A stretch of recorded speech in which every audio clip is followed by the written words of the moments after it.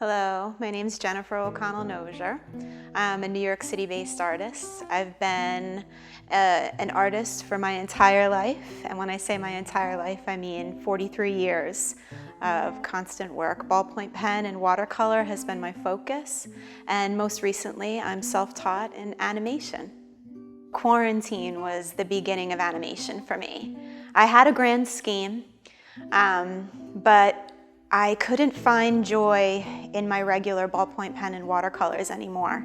I couldn't look at myself, I couldn't face myself, and I was reliving my traumas every single time I picked up my tools. So I wanted to reinvent myself and find the next Jen, and I decided to go to something completely new, which was the animation, letting the old Jen die, to be reborn as the new Jen, this next level artist, using my creativity to tell my story, while at the same time healing myself through this new process. Learning new things was a great distraction, and that's how the animation came to be. I had to get obsessed. I became obsessed with figuring out how to become an animation artist. And I started researching all kinds of miniature artists and doll artists and figuring out how to make my own ball jointed doll. I made my own clay. I felt like a total scientist, experimenting with joints and shapes and things like that. And once the doll was done, I realized I had to create the world for her to exist in. And so I built this giant schoolie, and I was looking for cardboard around my house, and then eventually I was like, oh hey, all these quarantine boxes, I can use these to make stuff. So I started tearing them apart and putting them together in different shapes. And then I wanted to make things like steering wheels, and I began walking around my apartment and just like looking at things, and then I could see what they were going to become. It was really cool. It was like waking up the child in myself again, and that joy that I needed to feel began to come back. The obsession part, rather than spending all of my time wallowing in my past miseries, wondering what to do with myself. Instead, I spent all of these hours connecting with new artists and researching how to make certain things, and then experimenting with it in my apartment until all hours of the night. And I never did anything like this before. My entire focus had been on literally creating work for the afterlife in ballpoint pen and watercolor, like that was going to be my eternal existence. And then this new thing brought me back to, like when you have a certain smell, it brings you back to a place in childhood. This whole process of learning something new and recreating myself as a doll, and then learning how to make all the food that I eat, the furniture that I sit on, the clothes that I wear. I started going through my own stuff and taking clothes that had been my favorites years ago, but I always had kind of like a hoarder, packed things away for the future time when I would use it. Well, this was the time.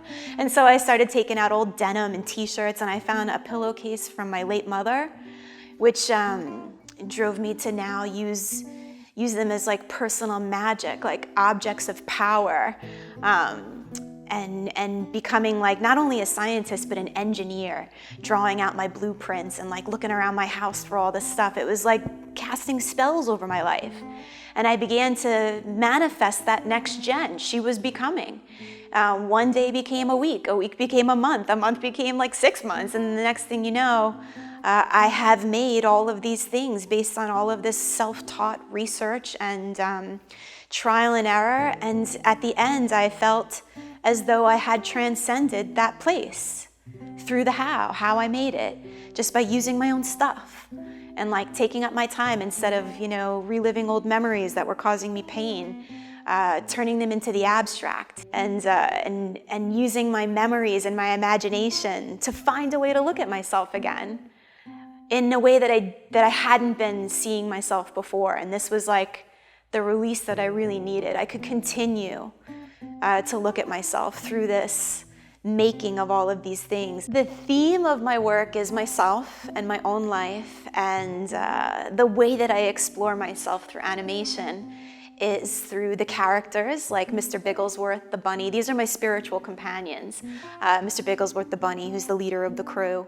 My hamsters, Nib and Ozzy are their names. Although I had lots of hamsters, I just chose to immortalize those two in clay.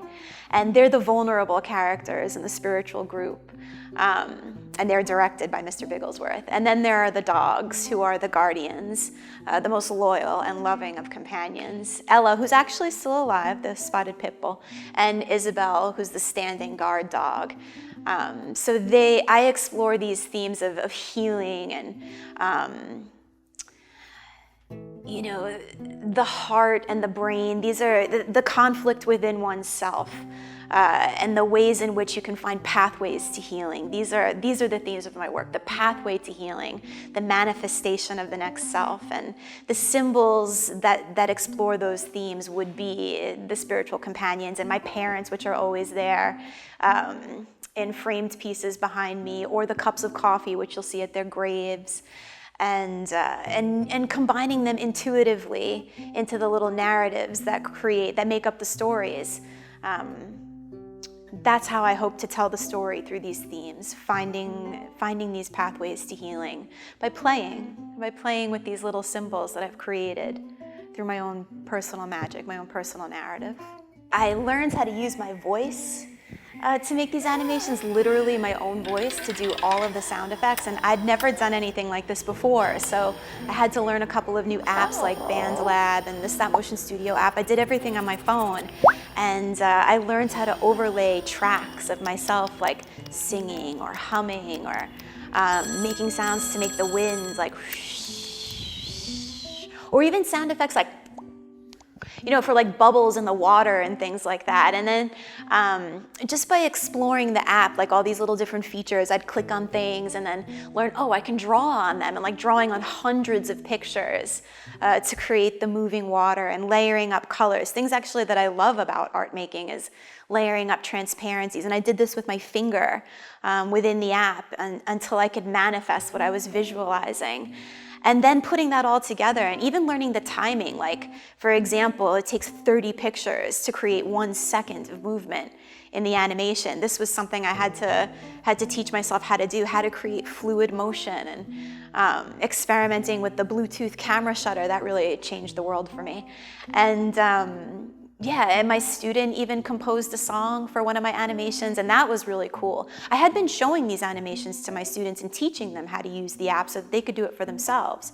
And she wrote a song for me for violin, and then her dad performed it on the guitar, and they made a little sound clip for me, which I then overlaid into my animations and incorporated it into my theme. Learning all the technical aspects actually helped me connect with my students, and a wider audience too, because I could talk about that, how I made them, and in doing so, share not only what I get out of it, but then they get to do it too.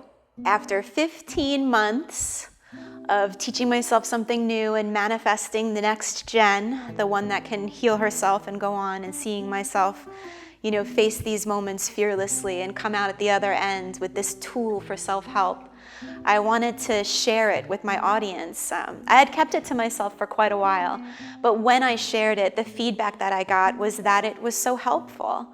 And so that's my goal in sharing these animations, is that they're pathways to personal healing, to transcendence, a way to creatively face the moment and think through it without having to name things specifically, but allow oneself to really feel whatever the feeling is, and let it go.